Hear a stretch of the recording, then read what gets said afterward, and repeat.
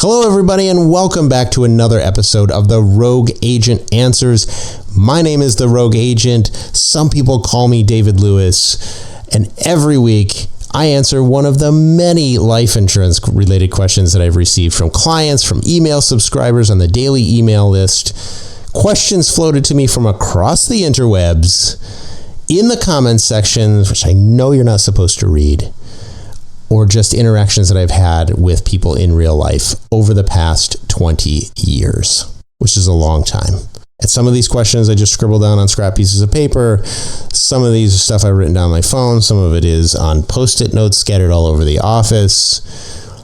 And every week I answer one of those questions. So if you'd like to ask your question, drop them in the comments section or join my email list for more life insurance tips and advice at monogenics.com. monegenics.com. And now for this week's question. This week's question is, what happens if I don't pay the loan interest on my policy? Will it lapse? Well, unless you have borrowed everything against the policy, your policy is not going to lapse. The insurance company will, however, pay the loan interest by capitalizing it. If you don't pay the loan interest when they bill you, meaning that the insurer is going to add the loan interest to your existing policy loans and treat it as another loan, thus growing the policy loan balance, which in the short term, this is fine. And in fact, I encourage a lot of policyholders to do that if it means the difference between lapsing the policy and keeping it. I also generally encourage policyholders to skip annual policy loan interest payments if they've been making sufficient loan principal payments during the year. If you're making regular and sufficient policy loan payments, then it's not really necessary to pay the loan interest because it's kind of like 6 of one, half dozen of the other. You are paying something towards the loan during the year, and at the end of the year, the company is billing you as long as you're making sufficient payments. The key word here is sufficient.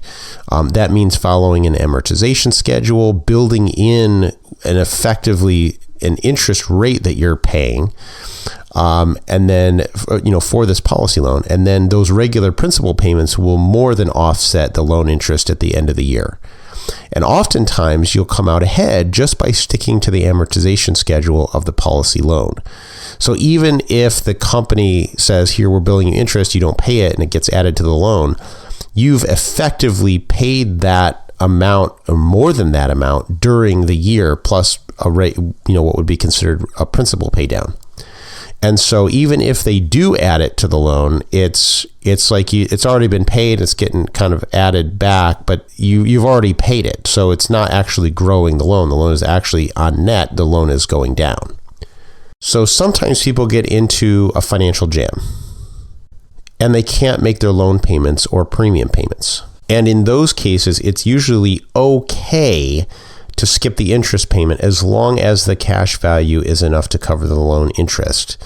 And these sorts of provisions exist to protect you and to keep your policy in force and growing for you. Now, it's not ideal to not pay interest on your policy loan or to make sure that it's, that you've offset it through, regular principal reduction. But if it happens, and it's as long as it's not like a regular occurrence, it's not going to blow up the policy. If you have sufficient cash values available, it's going to be okay. That said, if you skip enough interest payments, it will eventually eat up the cash value. And if the cash value gets to zero, then the policy will lapse. So don't be afraid to skip loan interest payments, but also don't get carried away with it either. Don't let it accumulate to a point where it lapses the policy. Generally speaking, you want to pay down your policy loans and you don't want to let it get away from you. But if for some reason one year you can't do it, then it's also probably not the end of the world.